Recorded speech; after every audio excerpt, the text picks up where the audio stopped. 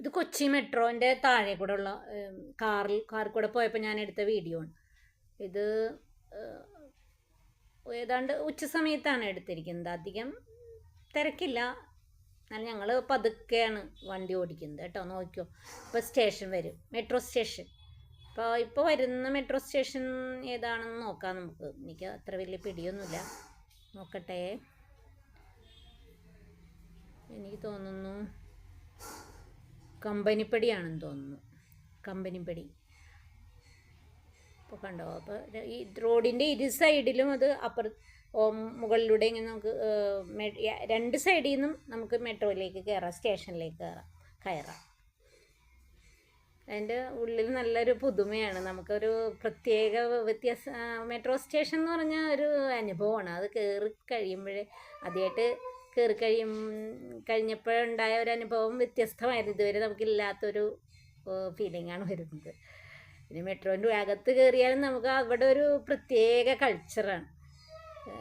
നമ്മൾ ബസ്സിലൊന്നും കയറുന്ന പോലെയല്ല, കുറച്ചൊരു നിശബ്ദത, അതിൻ്റേതായ ഒരു ഡീസൻ്റായിട്ട് ആളുകളെല്ലാം നല്ല ഡീസൻ്റായിട്ടുള്ള പെരുമാറ്റവും, പിന്നെ നല്ല ഭംഗിയാണല്ലോ, പുത്തനാണല്ലോ നമ്മുടെ മെട്രോ.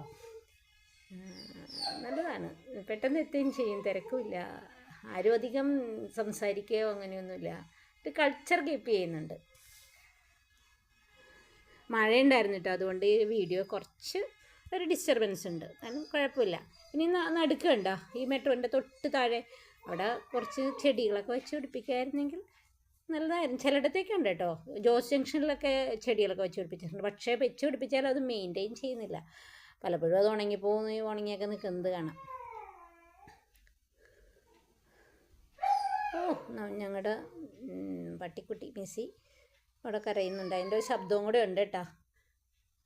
അത് എല്ലാം അവോയ്ഡ് ചെയ്ത് എനിക്ക് വീഡിയോ എടുക്കാൻ പറ്റില്ല.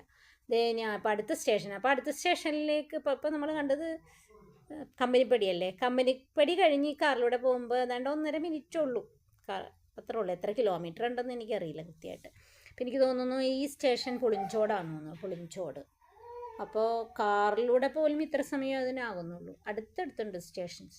ഇതൊക്കെ മെട്രോ കയറിയിട്ടുള്ളവർക്ക് എല്ലാ ദിവസവും കയറുന്നവരൊക്കെ ഉണ്ട്, ഞാനും പലവട്ടം കയറിയിട്ടുണ്ട്. ഇങ്ങനെ കയറുന്നവർക്ക് ഇതിനെക്കുറിച്ചൊക്കെ പുതിയ അറിവൊന്നുമല്ല, ഞാനിത് അറിയാൻ പാടില്ലാത്തത് കൊണ്ട് പറയുന്നതാണ് കേട്ടോ.